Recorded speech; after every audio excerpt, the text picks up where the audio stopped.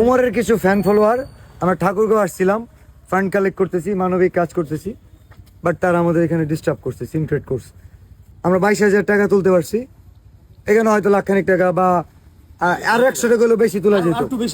And Umar এটার মধ্যে জড়িত, হয়তো ঠাকুরগাঁও আসছে, পোস্ট দেখছে, তার কিছু ফ্যান ফলোয়ারকে বলছে যে বিলাল ভাই যাচ্ছে অথবা যাবে, ডিস্টার্ব করো যাতে কাজ না করতে পারে।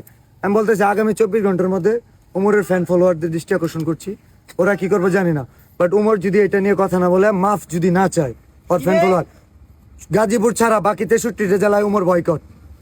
অ্যান্ড এর পরবর্তীতে উমরের সাথে যদি কিছু হয়, থটস অফ বিলাল দায়ী না, কারণ থটস অফ বিলাল মানবিক কাজ করব, তার ফ্যান ফলোয়ার যদি এইসব কাজে বাধা দেয়, উমরের জন্য বাকি 63টা জেলা আমি বন্ধ করে দিতে পারবো।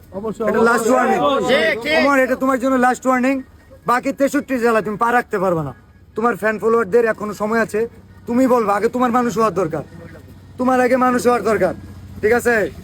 আগে তোমার মানুষ হওয়ার দরকার। আমি 24 ঘন্টা সময় দিলাম, না হলে বাকি 63 জেলায় উমর বয়কট, উমর বয়কট, উমর বাকি 63 জেলায় মানবিক কাজে যে বাধা দেয়, এই ঠাকুরগাঁওয়ের পোলাপানে উমর বলে দিচ্ছে, না হলে ঠাকুরগাঁওয়ের পোলাপানে স্পর্ধা হয় না আমাদের সাথে কথা বলতে।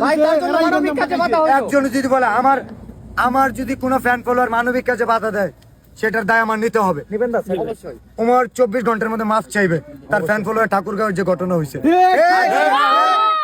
না, আর যদি না হয় গাজীপুর তার এলাকায়, এটা ছাড়া বাকি 63 জেলায় উমরকে ওপেন চ্যালেঞ্জ, আমি বয়কট। কারণ উমর প্রবেশ করতে পারবে না বাংলাদেশের কোনো জেলায়। এটা চ্যালেঞ্জ না, এটা মানবিক কাজে বাধা দেওয়ার জন্য তার শাস্তি। ঠিক।